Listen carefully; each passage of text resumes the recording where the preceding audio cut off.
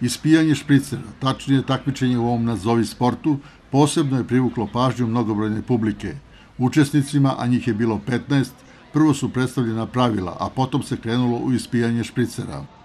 Sada imamo takmičenje u brzom ispijanju špricera, gde su pravila sledeća. Takmiče se po 2 kandidata koji ispijaju špricer što brže mogu, na taj način što su čaše stavljene na stolu.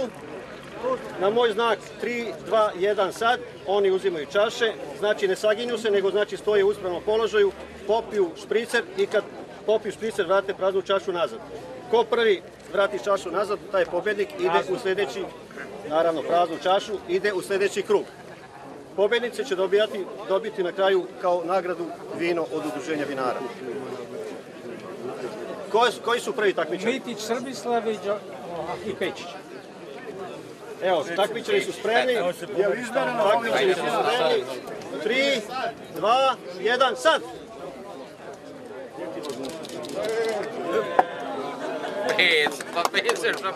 Znači, u prvom paru pobednik je Pečić. Na takmičenju su se susretali braća blizanci i pašenozi. Ti susreti privukli su najviše pažnje. Desilo se da u ovom našem takmičenju koji radimo godinama imamo da su se sada sastala 2 brata blizanca u takmičenju, znači jedan protiv drugog, ali još to nije finale, ali eto tako se desilo. Udario brata.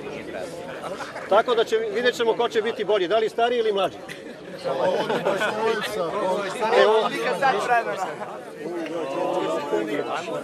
Ajde da proverimo ove čaše. Nema veze. Ovde ima više. Ovde mora da se odsme. Drhti ruka. Eto, hladno pa drhti ruka.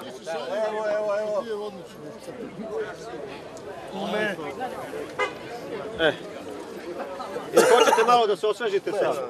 Dobro. Stavim bliže, ovako ti bude bliže. Ide se sam, da se čekimo njih.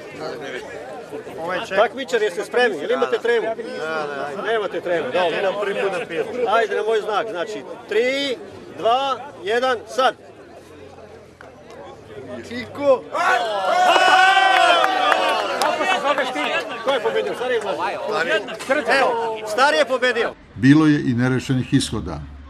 3, 2, 1, sad! To! Nerešeno! Prilikom ponavljanja ispijanja špricera ispijelo se po pola čaše.